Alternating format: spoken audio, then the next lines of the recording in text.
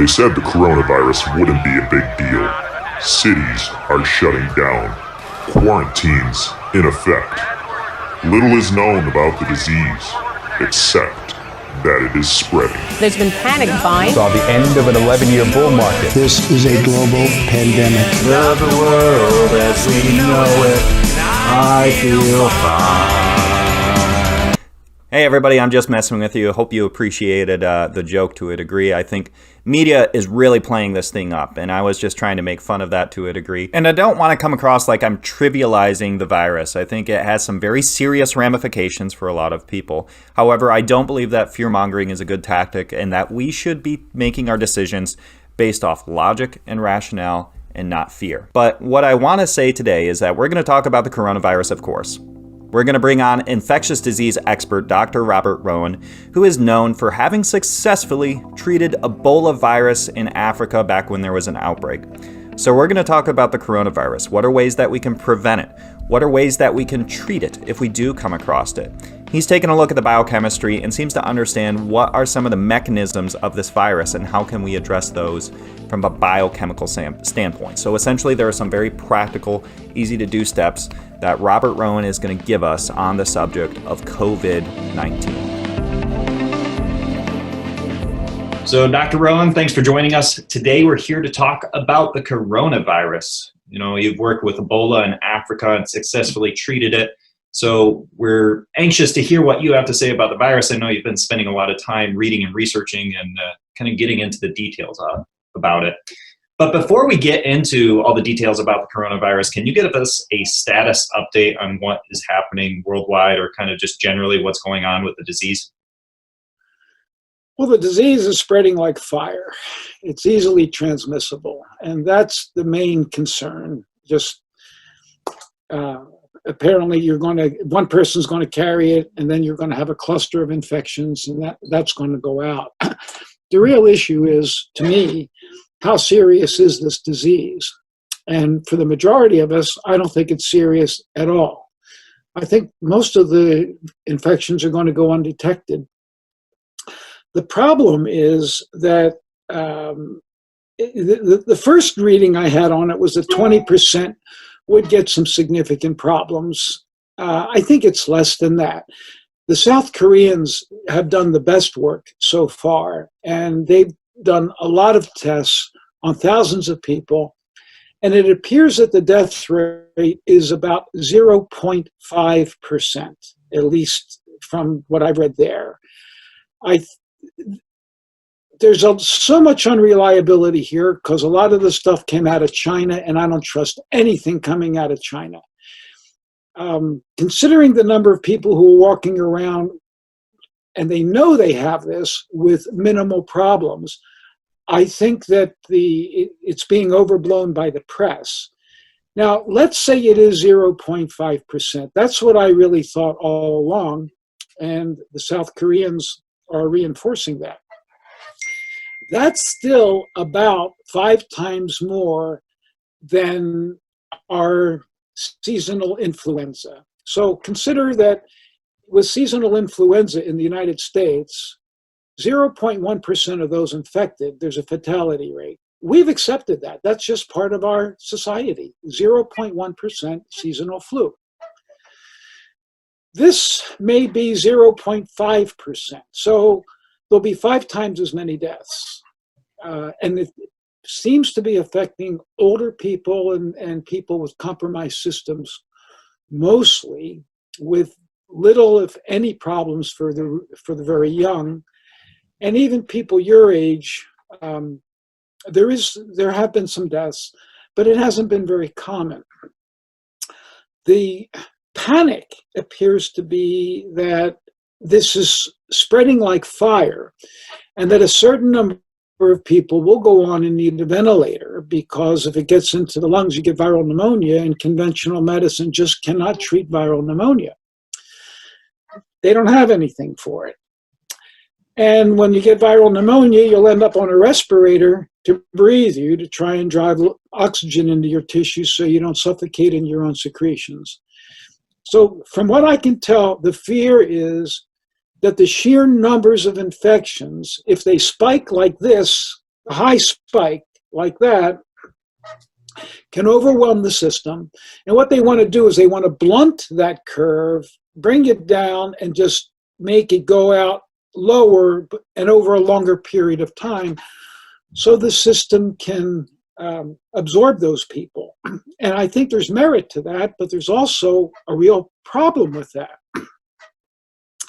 The problem is the measures that they're taking are fairly draconian, and we're seeing a meltdown in the economy, which, and I'm not an economist, I'm not a politician, I'm just a physician, but I am really concerned about this economic collapse that we're facing, and I think that that could cause far more injury and even death than the virus if they let it run its course. So I can't say I'm in agreement with what they're doing. They're not going to be able to stop the transmission. They're not going to be able to stop the total number of disease. They might blunt the speed at which it goes. And yes, if they overwhelm the critical care facilities, there might be some more people who die, but we don't have a clue if that will be more than offset by the number of people who could die because they can't get food or medicines or other things that they need during the course of this crisis. I think the media is overplaying this significantly, and I don't think the government is thinking totally logically on this. Now, the other problem that I see is that the government is beholden to so-called experts. And I use so-called experts because they are trained by the Church of Modern Medicine, which tells them they don't have any treatments for this. And they're looking to pharma for chemical treatment, which doesn't exist at this point in time. And there are some antivirals, but those antivirals will carry significant risk and huge cost. And of course, they're looking for vaccinations. And I don't trust vaccinations at all. I think that you might trade a lower risk for getting a disease today for a much higher risk of an immune system derangement that will last you a lifetime. So I'm not on the page of vaccinations, and certainly I'm not on that page for forced vaccination, which I fear we could come to with this because of the hysteria.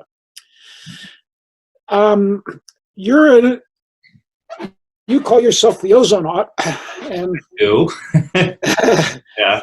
And I am an ozone physician, and that's what I do. I've been an ozone physician since 1986, longer than any person alive in North America.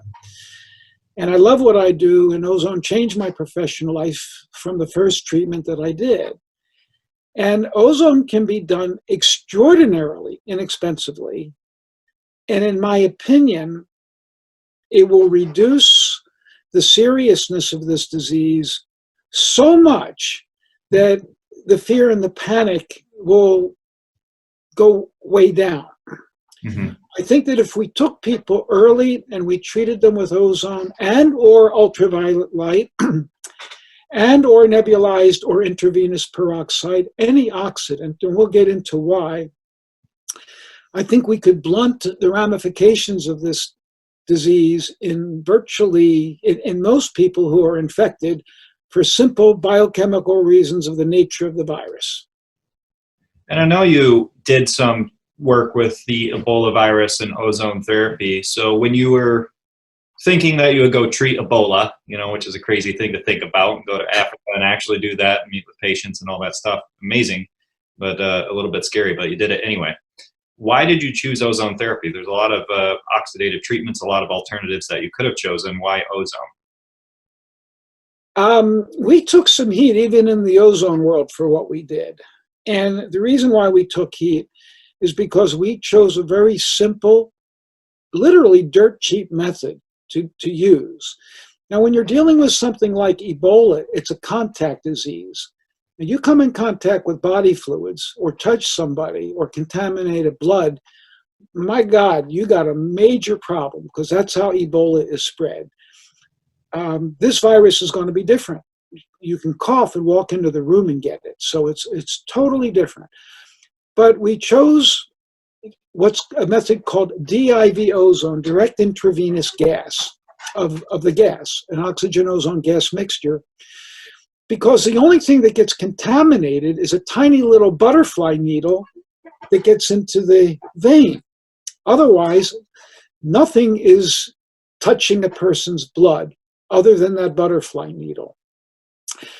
With Ebola, things are slightly different because it is contact. So if something touches a patient, you have to watch out for whatever that touched the patient, because that could carry the virus too for a short time. So we wanted the least amount of medical waste possible for the least amount of contamination possible. And we chose the DIV method for this. And we took heat because there's people in the ozone world who don't like DIV. It's got some small risks. It can irritate veins. Granted, it can, and it does. But when your life is in danger, I'd rather take a risk with irritating a vein than you dying of the disease. Absolutely. And also, when you give a load of gas intravenously, depending upon how fast you do it, it can induce a cough or cause chest tightness. But otherwise, we haven't seen anything permanent from that. That's not coronavirus. That's I was just going to ask, does Dr. Rowan have coronavirus? Well, no, that's just with me since childhood. That's me. Yeah. So we chose this method because it was very inexpensive, very, very safe, except for the limitations I told you. Can be irritating to the vein, cause a cough, chest tightness. It's transient, goes away in about 5 minutes. It leaves virtually no medical waste. You can't get away without some medical waste, but it's really tiny. And it's really inexpensive. And we went to Africa. There's not a lot of money there. And we wanted to take something that almost anybody could afford. And even in Africa, I would say that most people, if they needed it, could scrounge up enough money for a butterfly needle, which is the main disposable that you need. Yeah. Now, why did I choose ozone for this? Well, Ebola, like cytomegalovirus, like most viruses, including coronavirus, has has structures on the outer membrane of the viral particle.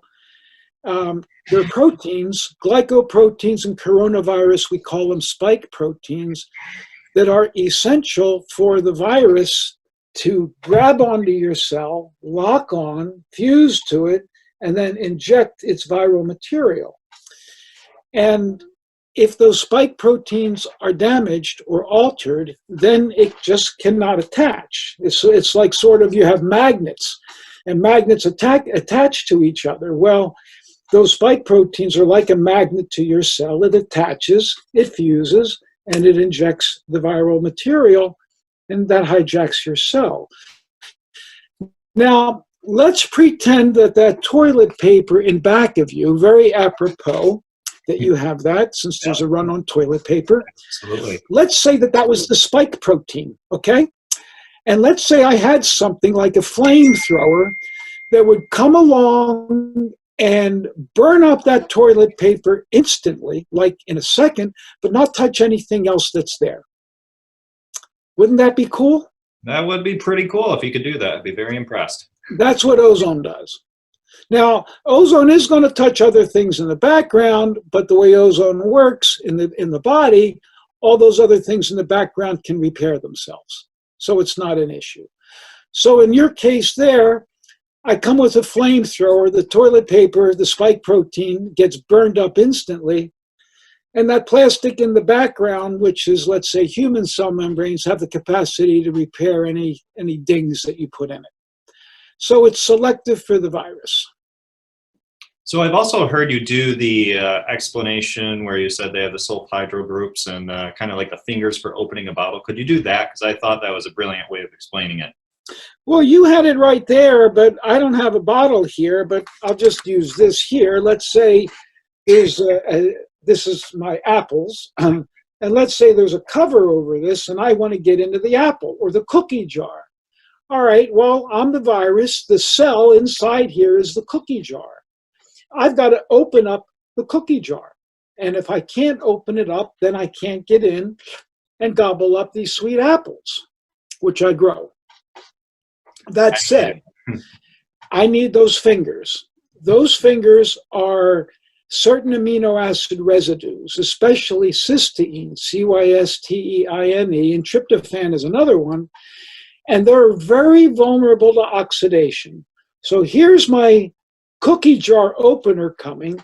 Ozone comes along and it clips the sulfhydryl groups, the thiol groups on cysteine and oxidizes tryptophan. So I no longer have a finger to come in and open the cookie jar, and I can't get in. I can't even lift up the apple here. I can't even lift it up. That's what ozone does to cripple these viruses.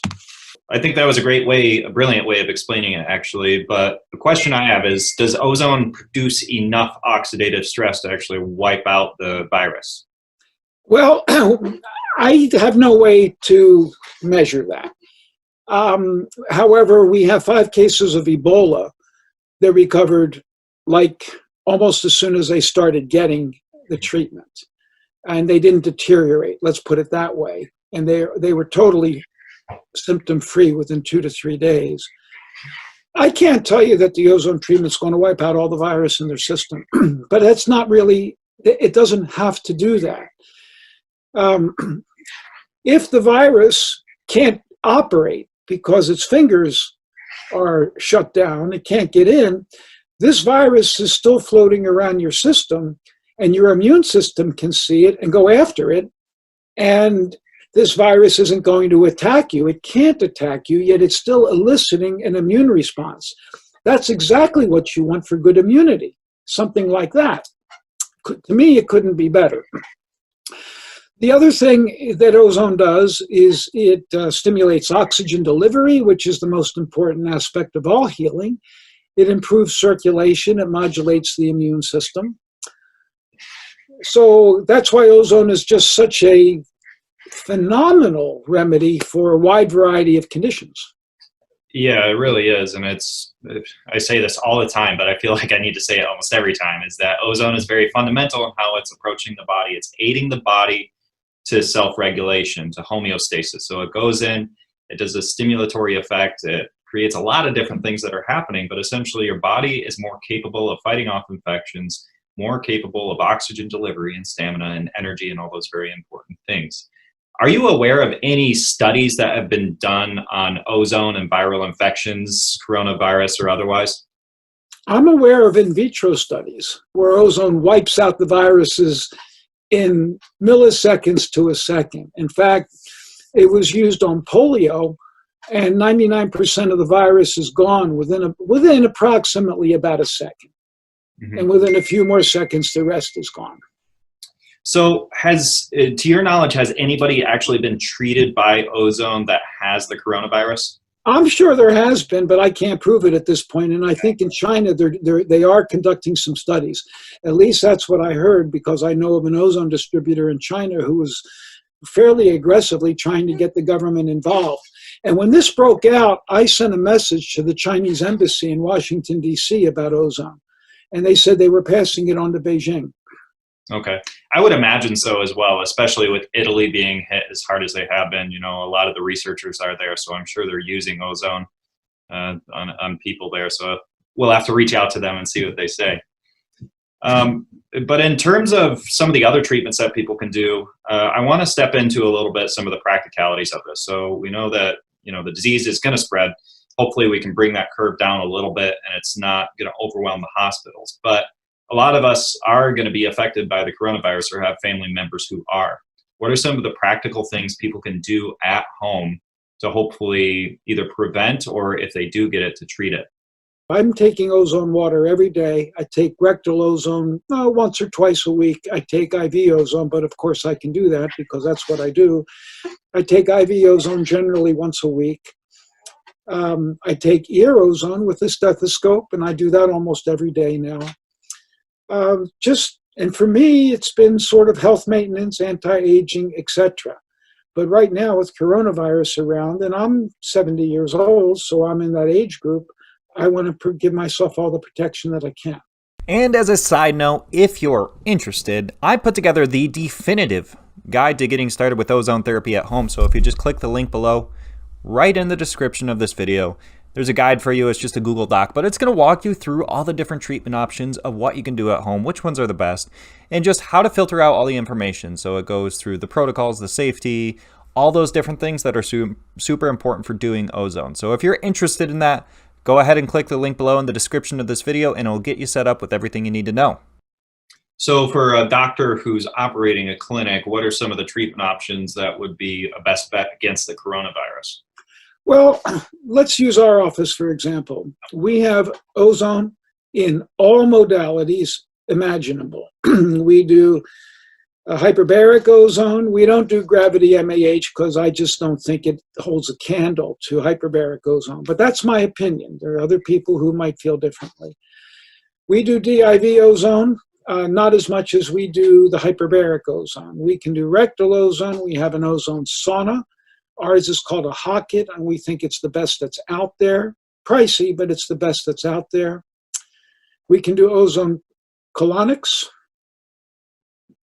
ozone water, every which way we're able to do. We're also able to do ultraviolet blood irradiation. And that comes from American literature in the 1940s. And they were curing all kinds of stuff back then, including viral pneumonia. 100% of cases got better in a small study that they published in the 1940s.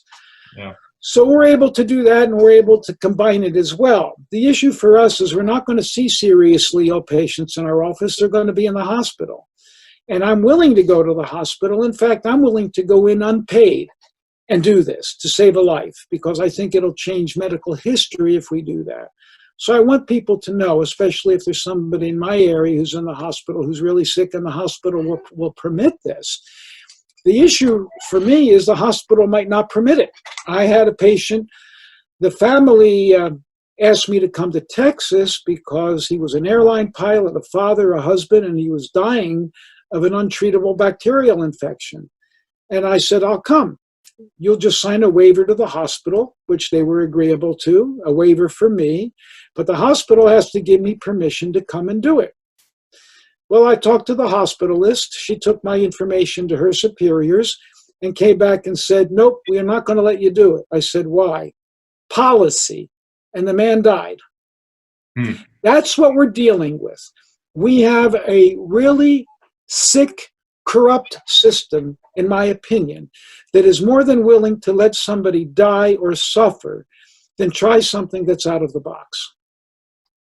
Yeah, I think that's absolutely ridiculous, that somebody would turn down, and you have years of clinical experience. It's not like you're walking in green behind your ears, you have years and years of clinical experience doing these kinds of things and studies and these different things you can point to. So it is really sad that the institution wouldn't accept something that's different. And on that note too, I think for people paying attention to this, that this is a great time to tell people about alternative treatments that are effective. I mean, I would think you would agree that, with all the people that are considering the coronavirus and the panic and those types of things, that this is a great time to introduce things like ozone therapy or IVC or UVI. I am curious a little bit, what is your perspective on intravenous vitamin C or high doses of oral vitamin C for this coronavirus? I like it. A lot of times people die from what appears to be some type of scurvy because when they get infected, the infection burns up a lot of their available ascorbic acid. Now, for the record, I don't think ascorbic acid is vitamin C. I think vitamin C is a complex. But we'll use ascorbic acid because that's what you give intravenously, and it's very convenient to take orally. You can take ascorbic acid or vitamin C to bowel tolerance. Bowel tolerance means short of getting loose stools.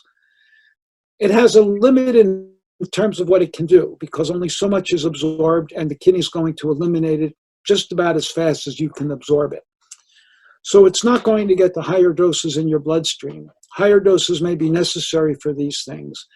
Mark Levine's group at the NIH found that when you give intravenous vitamin C, you get a higher blood level, and it's high enough that in the interstitial fluids of the body, vitamin C or ascorbic acid acts as a prodrug for hydrogen peroxide, an oxidant.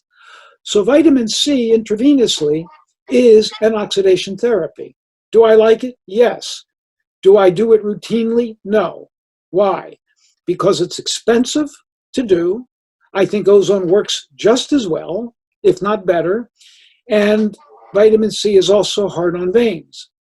That said, it will be more acceptable probably to institutions because they do have generally some intravenous vitamin C around. There's a fellow named Marik, M-A-R-I-K, who's giving lower doses of vitamin C intravenously in combination with a few other things.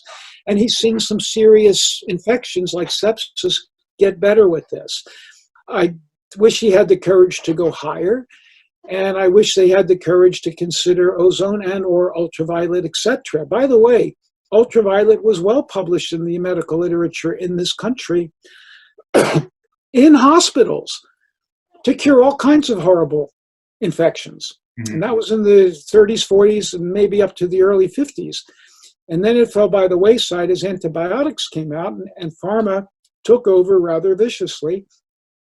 And now we're seeing the ramifications of that as the bugs are outsmarting what pharma can do, probably more rapidly than pharma can put it out. And certainly in the case of viruses, pharma has nothing for it. Ozone, to me, is the cat's meow, as are these other oxidation therapies. Yeah, and I think the ultraviolet blood irradiation is another great treatment, and it's super easy. If you're already doing the ozone, I think you should be doing at least the intravenous. You should be doing the ultraviolet blood irradiation because it's been shown to be synergistic. It only takes like a couple more steps, but it's a great way just to tie in another antiseptic, antiviral, antibacterial treatment along with the ozone. I do have some, well, I'll go into that. So what's your clinical experience with UBI? Do you always use it with ozone? Are you sometimes isolating it? And what has been your experience with UBI and infections? I like it. I do more ozone because it's more convenient to do in our hands, and it's quicker. You may or may not know we have an original, the granddaddy of the ultraviolet machines. We're very blessed, and we think it is the gold standard, and we do use it, and I like it. So I have to, in truth, I generally use my intuition, whether or not to use ozone or ultraviolet or a combination. And that's just based on the patient sitting in front of me and what's coming to me. I don't have any science for that. Mm-hmm. Okay. And so we talked about vitamin C a little bit, but I've heard some positive reports with vitamin D and preventing this. What's your knowledge about that? Well, if I was trying to prevent, I'd be taking vitamin D, zinc, vitamin C, and vitamin A at the very least. Zinc is antiviral. Vitamin D is known, if you're sufficient in D, that you have less risk of getting these diseases. Vitamin A works on epithelial tissue, like where the virus infects is epithelial surface tissue. Selenium is also good because it helps keep up glutathione levels, which if glutathione falls, you're more vulnerable to viral processes. So I like that as well. Good place to start. Yeah, and ozone also helps with the glutathione and those other Yes. antioxidants. So it's another great way to get a boost of antioxidants. And that's something a lot of people don't recognize too, is that ozone, although it's an oxidant, it goes in and stimulates an antioxidant response within the body, which is a good thing. So that kind of wraps up a lot of the questions I had today. I think it's, kind of pretty straightforward. We're getting the coronavirus. It's coming around. It's going to everybody. And we're looking for treatments that are effective antiviral treatments that people can do at home, that they can do in the clinic. Ozone is a great option because it's easy to do. You can do rectal insufflation in a matter of 2-3 minutes a day. You can drink the ozone water. And on that topic of ozone water, what is the systemic benefit of doing that, of drinking the ozone water? We have a patient right now who came to me with end-stage gallbladder cancer. Now, I want the viewer to know we don't treat cancer, we treat the person. And if the cancer gets worse, it gets worse. If it gets better, it gets better. But we're treating the person. And we're putting ozone gas right into his stomach. And this man came to us many months ago with a tumor that had closed off his bile duct. They put a stent in, and they had to, or he'd have been dead within a couple days. And as the months have gone by, his numbers have gotten better and better and better and better and better, which is, to me, miraculous. A real miracle. Now, ozone water is going to carry some ozone into the stomach. It's going to react with the stomach. It might treat H. pylori, among other things. But any form of ozone, in my opinion, any form of ozone provides an oxidant stress, for lack of a better word, to the body. And any stress to the body that the body compensates for makes it stronger. So if you want to build up muscle, you pump iron, and that's a stress to these muscles, and these muscles then get stronger. And that's what ozone will do no matter how you give it, whether it's rectal, stomach, water, women, vagina, sauna, intravenous. I believe that there will be some benefit no matter how it's given, even in the eardrum. And that one was hard for me to believe until patients started telling me this is miraculous, it's doing all kinds of good stuff. And then it made sense because the eardrum is loaded with lymphatics. The ozone can be carried from the lymphatics here down to the immune nodes in your neck and elsewhere and cause beneficial stimulation. Yeah, I think that's a great overview on the different things that people can do. So before we wrap this up, do you have any comments that you want to make to people? I do, and I'm going to call you on the carpet for something that you promised me. Let's do it. We have an ozone training session coming up May 15th and 16th, Friday, Saturday, I think. And I'm going to ask you to please help us get the word out to health professionals so that they can get trained on the very best in ozone. So I appreciate you doing that. For those listening to this, if your doctor has any interest at all, please have them contact the office. We like to train, and your doctor will come back from our course, I believe, the best possible. Ours is a didactic presentation. Take that back. Ours is not didactic. It's practical. I don't know you as the didactic guy as much as I do the practical. It's the practical. That's correct. So when your doctor comes back, he's going to know how to do this. Yeah. You guys put on seminars for didactic stuff. That's fine. Maybe you have some practical, but we're concentrating on really in what I think are incredible practical sessions. So the doctor can come for that. My Facebook page is covering this extensively, almost on a daily basis, and I'm trying to instill confidence, not fear and panic. Yeah. And my office website is Dr. Rowan, DrSue.com. Dr. Sue is my wife. And I have a YouTube channel where we literally have many hundreds of patients telling us their stories about ozone and other aspects of alternative healing and what it did for them, including after having been to 5 or 6 other different physicians. So please take advantage of all this information and know that there is help for you. My website has a listing of doctors that we've trained. There's other doctors. If they're not on our list, it doesn't mean that they're not doing ozone, but we're listing the ones that we have trained. So I hope you'll take advantage of all the good stuff out there about these therapies. Yeah, absolutely. And if you guys, I want to reiterate, Dr. Rowan is a great teacher on the subject of ozone, decades of clinical experience with the stuff. You can't get taught by anybody who's done more. So I would highly recommend, if you have a doctor who wants to do ozone therapy, or you are a doctor who wants to do ozone therapy, go and get trained by Dr. Rowan. You won't be disappointed. It's out in Santa Rosa. And in light of the situation too, hopefully it'll calm down by then. Are there options for people to at least get their foot in the door with ozone therapy without actually having to come out to a training? Dr. Robbins and I are at this moment working on an online training course for limited use of ozone for the virus. And I'm preparing a lot of didactic stuff. Dr. Robbins will be videoed and to teach his method of DIV, which could save a lot of lives. So yes, I will keep you posted either on my Facebook page or another way, so people will know, that the physicians will know this is available. We are not going to teach lay people how to do DIV.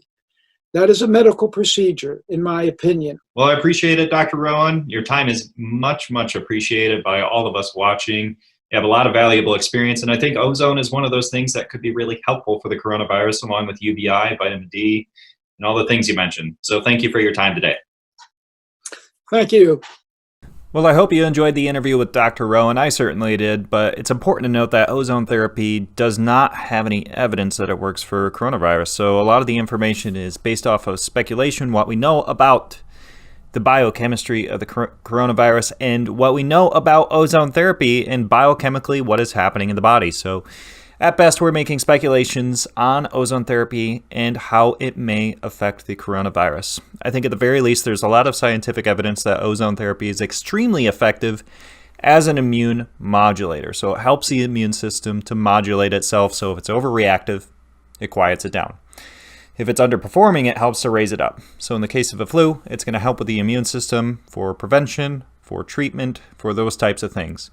Another thing is it helps with microcirculation, so blood getting to areas that it typically would not. Another thing is oxygen efficiency. So this is how well your body metabolizes oxygen.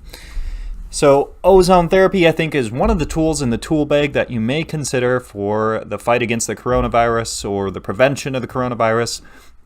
But I just want to reiterate that it's not proven to be effective for this. So I don't want to give anybody false hope in that sense. I do personally think it's a great treatment, that you can't go wrong with it, but that's my opinion. So I just want to put the information before you to make the decision and be fully transparent with everything going on. And if you do have any questions, just email info@doctorsozone.com. That's info@drsozone.com. I really appreciate you guys taking the time to watch this, taking the time to listen, and we'll be doing more in the future, so stay tuned. Subscribe to this channel if you like the information we're putting out. We're going to be putting out a lot more information about ozone therapy. We have a lot of things happening. I'm excited for the future.